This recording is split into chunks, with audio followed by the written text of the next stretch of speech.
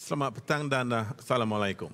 Sejak kebelakangan ini, kami sering dengar mengenai bencana alam yang kian dahsyat menimpa bukan sahaja di luar negara tetapi juga di Malaysia. Sebagai contoh, nyawa dan mata pencarian buat beberapa penduduk di Yan, Kedah baru-baru ini telah diambil dalam sekelip mata sahaja akibat banjir kilat dan tanah runtuh yang berlaku tanpa disedari. Selain daripada itu, hutan dan paya bakau juga terpaksa diredah untuk memberi laluan kepada projek-projek pembinaan dan pembangunan baharu serta sebagai sumber bahan mentah untuk pelbagai tujuan. Apa yang membimbangkan kami ialah lebih daripada 95% hutan bakau di dunia terdapat di kawasan tropika dan kebanyakan mereka termasuk di negara Malaysia dan negara-negara ASEAN yang lain. Kawasan ini juga diiktiraf sebagai global hotspots yang kaya dengan kepelbagaian spesies kayu-kayu bakau. Namun malangnya, sejak 25 tahun yang lalu, bumi kita telah kehilangan lebih daripada 20% tutupan hutan bakau ataupun mangrove cover disebabkan oleh peningkatan jumlah penduduk dan pembangunan yang teramatlah pesatnya. Ramai menganggap hutan paya bakau sebagai tanah terbiar ataupun tanah yang tidak berguna ataupun berfaedah, menjadikan ianya mudah untuk dieksploitasi dan digunakan sebagai sumber tanah dan air yang murah dan tidak dilindungi. Kajian telah menunjukkan bahawa paya bakau adalah salah satu ekosistem yang teramat penting di dunia, tuan-tuan dan puan-puan, dan ternyata memberikan kelebihan penting dari segi ekologi dan sosioekonomi, menjangkau lebih jauh dari mana daratan bertemu laut. Hello semua, saya Muhammad Sabri Rawi from the Asia School of Business. Saya moderator anda pada hari ini dalam rancangan Makan Dulu, di mana kita akan berbincang bersama eksekutif paling top dalam sebuah organisasi terbaru mereka. Bersama saya pada hari ini ialah Encik Zailani Ali, iaitu Ketua Pegawai Sumber Tenaga Manusia UMW, yang betul di sebelah kiri saya. Assalamualaikum tuan. The gentleman in the middle, yang tengah ialah Encik Zolani Abid, iaitu Pengarah Kumpulan Strategi UMW, dan gentleman yang di hujung di sana ialah Encik Badrul Abdul Rahman, iaitu Ketua Group Communications UMW. Selamat datang tuan-tuan. Terima kasih Sabri. Pada hari ini. And thank you for giving us some time for this lovely Sunday afternoon. Terima kasih Cik Sabri. Kalau boleh izinkan saya berkongsi serangkap pantun. Kelazatan Milo Ais tiada tandingan. Terima kasih atas undangan. Terima kasih. Malangnya saya tidak ada jawapan untuk pantun yang sempoi itu. Alright, my first question. Pada Cik Zolani agak ya, baik. Buat berpantun ya. Habuan beliau adalah dapat menjawab soalan yang pertama pada hari ini. Baik. Please tell us, what is this Green Shoot Initiative all about? What is its main objective? Green Initiative iaitu pucuk hijau. Ia adalah inisiatif yang dirangka bersama dengan rakan kongsi kami iaitu Toyota dan juga Perodua. Ini adalah mengikut strategi kumpulan untuk mendapat pelepasan karbon bersifar menjelang 2050, di mana kami telah merangka strategi pelbagai inisiatif, termasuk number one inisiatif iaitu penghutanan semula, reforestation, di mana kita mengambil inisiatif untuk menanam semula paya bakau yang akan diterang lebih lanjut oleh Encik Zalani. Dan yang keduanya adalah inisiatif untuk green products, produk-produk yang lestari dan juga tenaga bersih, which is hydrogen dan itu. Jadi untuk paya bakau saya. Okey, terima kasih Cik Zolani. Cik Zailani. Yes, saya. Kenapa paya bakau? Apa pentingnya paya bakau? Why mangrove trees so very important to the ecosystem? Okay. Terima kasih Cik Sabri. Sama. Sebelum saya pergi ke lebih detail lagi kenapa pokok bakau, kita kena tahu kat mana duduk pokok bakau tu. Pokok bakau tu duduk in between laut dan sungai. So dia ni muara sungai kan. Jadi apabila dia duduk di tengah-tengah in between tu, jadi dia berfungsi sebagai benteng. Benteng di mana khususnya untuk orang-orang yang tinggal di pinggiran laut dan juga ombak-ombak yang datang daripada daripada laut yang besar sebagainya. Sebagai contoh, bila angin datang daripada luar yang terlampau kuat dan dia akan menggulungkan ombak, di mana pokok bakau inilah berfungsi sebagai benteng untuk menenangkan gelora laut tu supaya dia nyaman sampai ke pantai. Satu. Keduanya, mungkin Cik Sabri ingat masa monsun dulu, musim yang besar di mana ada tsunami. Negara kita kurang mendapat tsunami. Ada juga di beberapa tempat, tetapi kurang disebabkan oleh pokok-pokok bakau ni mampu menahan ombak yang besar dan seterusnya menyelamatkan penduduk-penduduk di pinggiran pantai daripada terkena tsunami. Dan di samping itu juga dia berfungsi sebagai habitat dan ekologi kehidupan marine dan fauna. Apa yang saya maksudkan dengan perkara itu?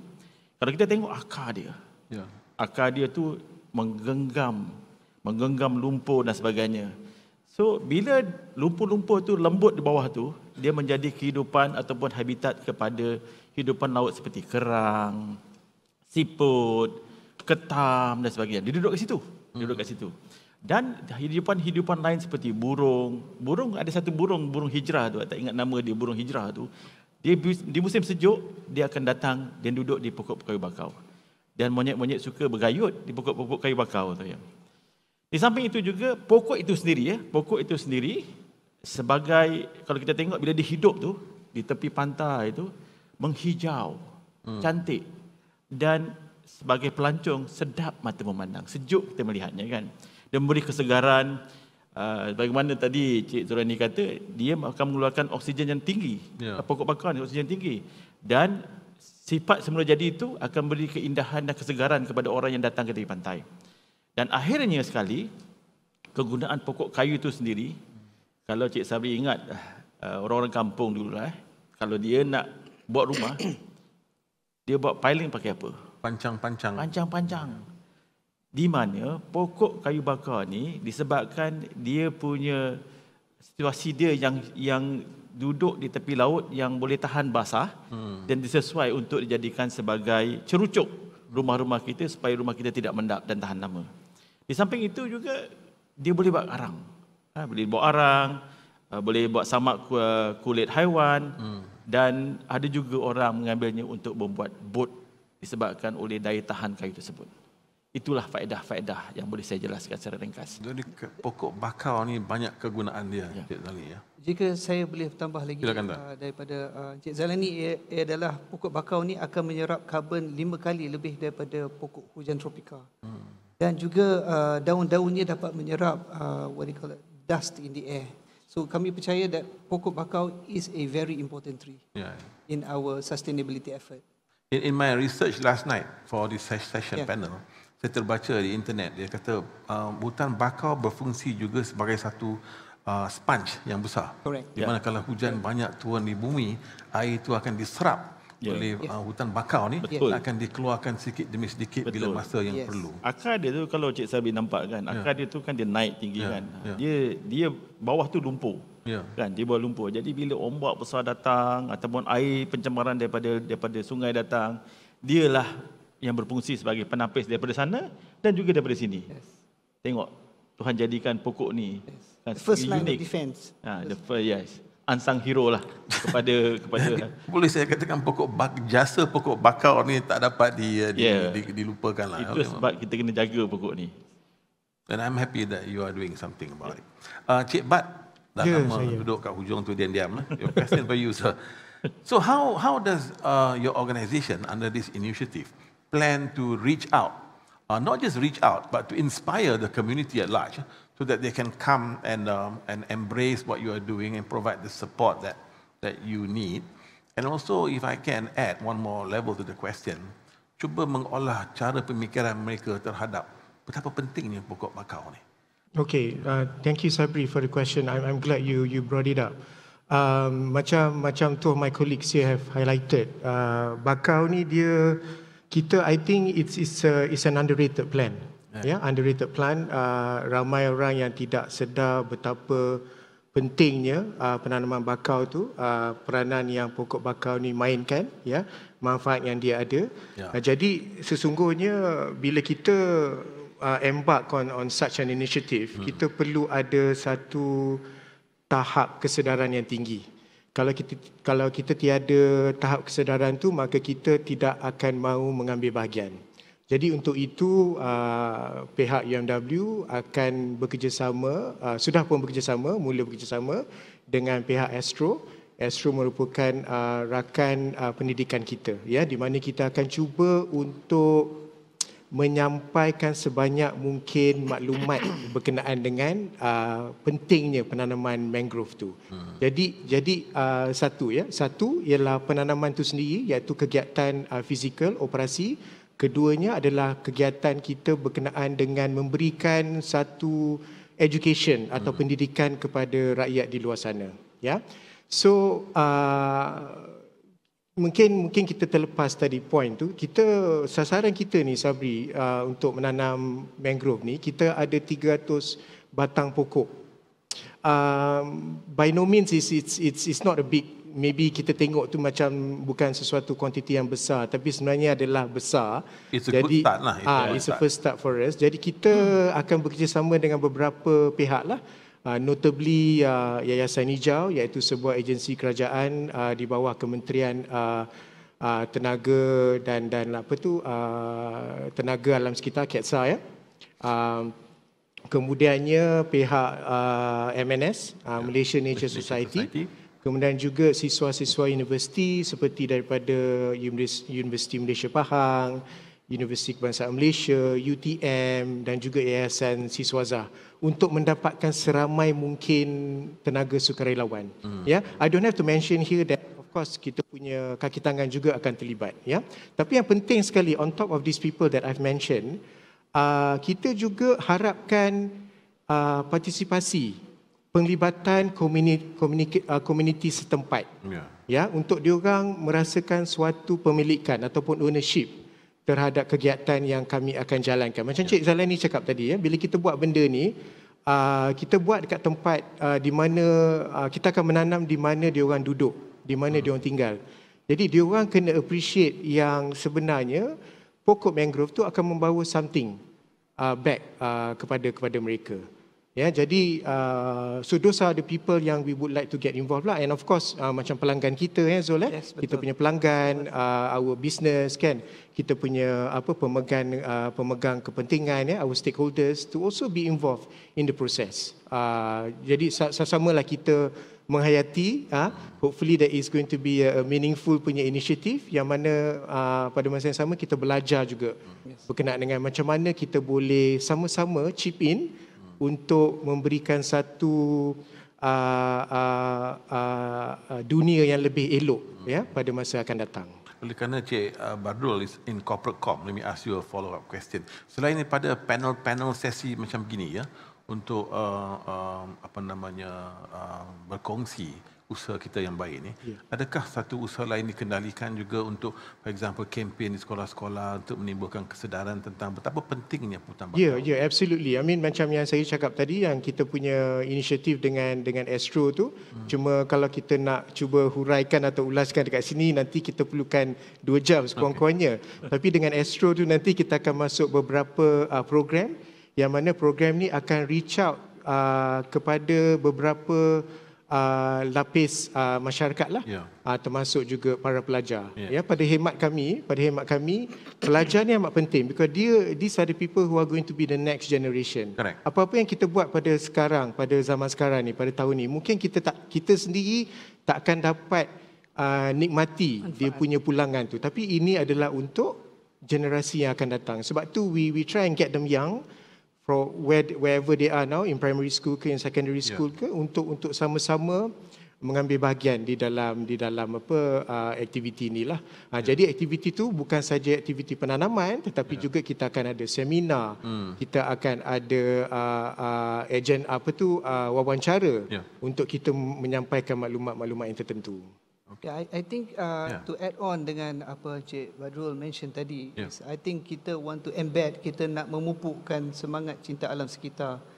Jadi saya menyuruh kepada Encik Sabri dan semua penonton kami untuk bersama kami dalam in this effort, because I think sustainability starts from you. So I think like what Encik Badrul mentioned tadi is we are going through all channels in terms of our digital channel, UNW channel, as well as reaching out to Astro and what have you.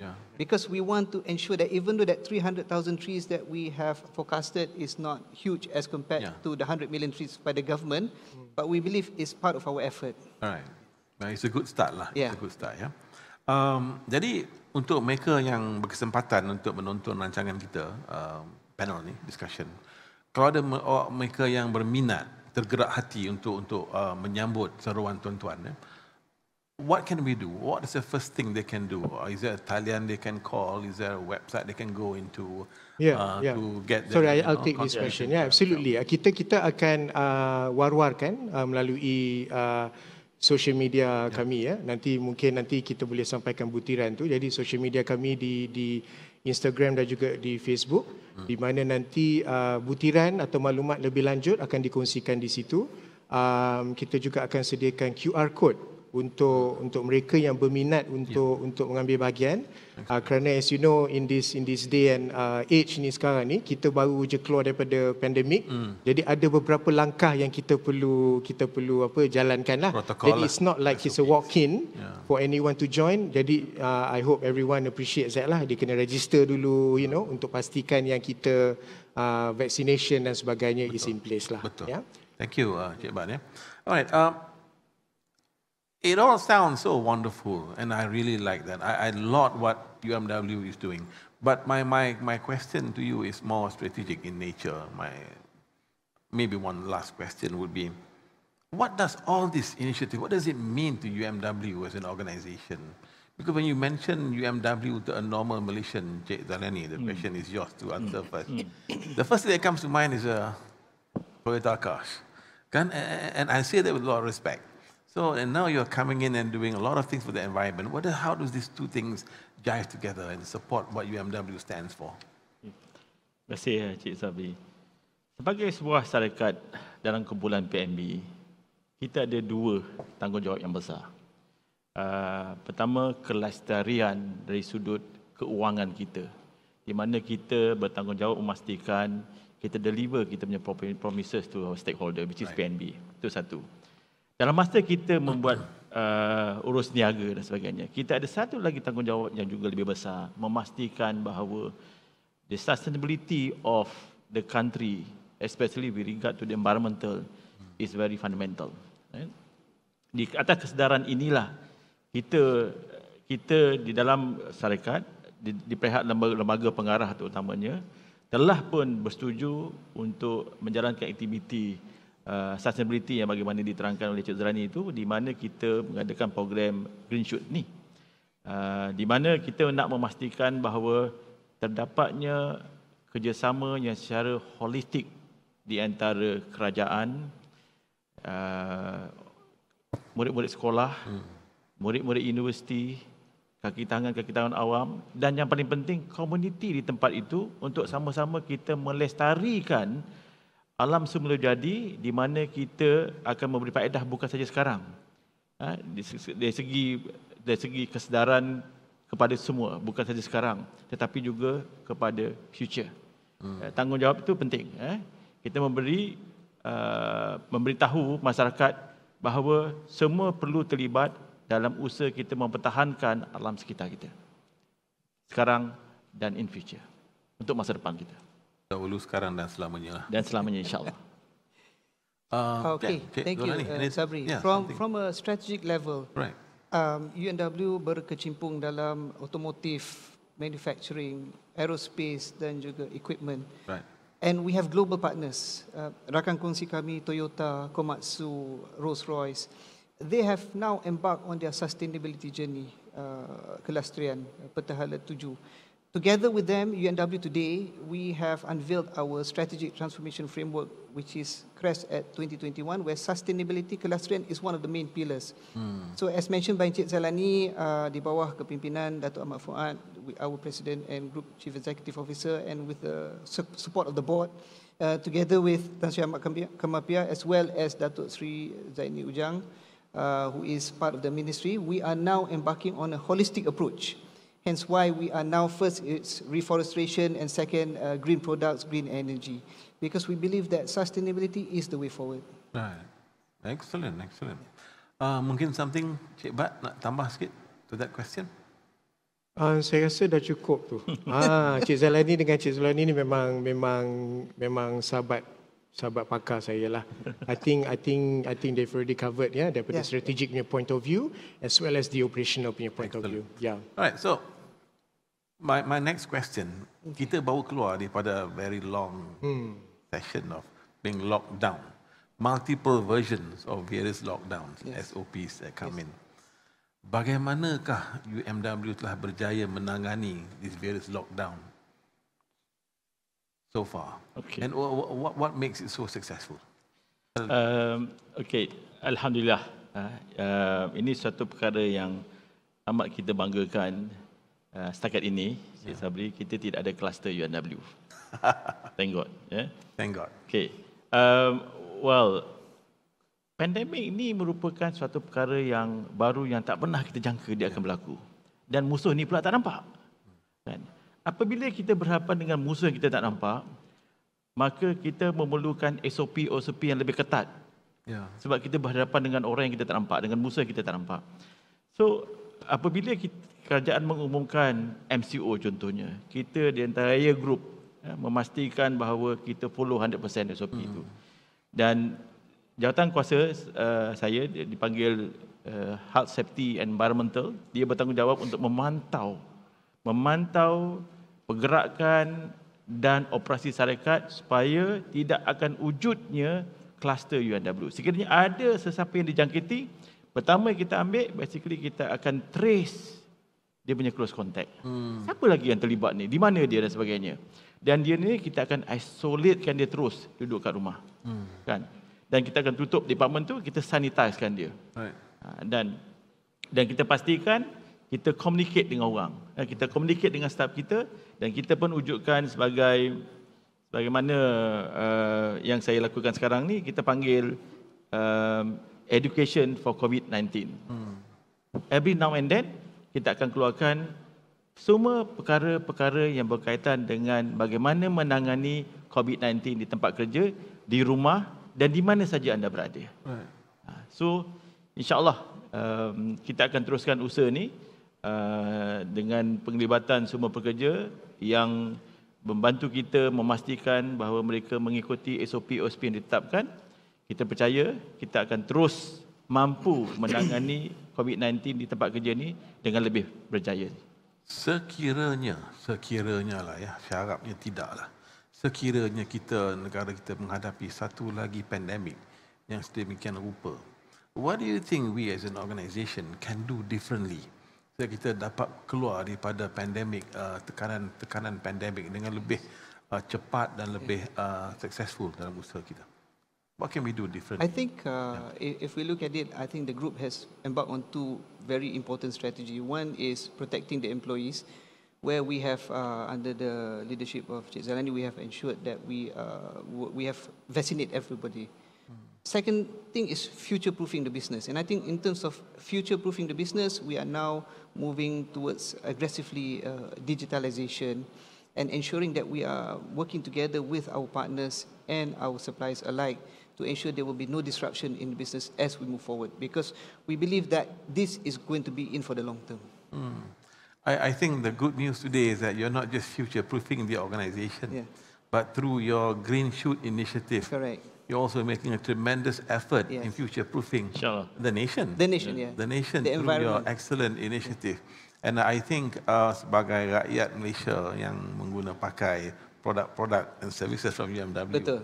I think you are headed in the right direction. Di mana once we think of the organisation called UMW, we don't just think of the excellent automotive products that you guys push out, but you also start to think of the various commitments that you are making for the future of the nation and for the really long-term success of the organisation, of the country. Because people always bercerita, we're talking about long-term success. but our actions are usually securing short-term gains. Correct. And it doesn't meet the purpose. But Betul. here we're actually talking about, you're one of the few organizations I know right now who are actually doing something to pursue long-term growth and ensure long-term success. Macam saya katakan tadi, Ya, Cik Sabri, Zalani. kita serampang dua mata yang kita nyatakan tadi, di mana bukan saja kalau Cik Sabri pakai kita Toyota atau Pro 2, the first thing pasti in your mind is the quality of the car, right? Excellent. Yeah. And on the other parts, we promise to give you the best quality of life. So, and together, insyaAllah, we can make it happen. You know, when I start the car to go to work, kita tu boleh berjalan. That ensures a good quality of life.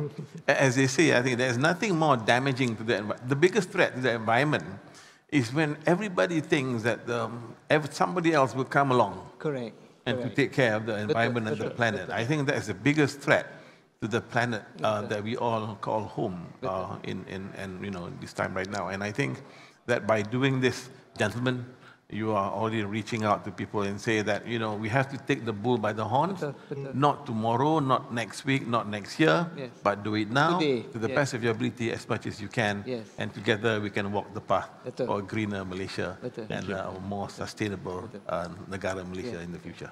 So Cik Sabri, you coming with us? I would like to. Thank you very much. Jangan lupa maklumkan kepada Cik Ya, Sabri. pasti. Kita reservekan 20 pokok untuk Cik Sabri. Alhamdulillah. Thank you very much.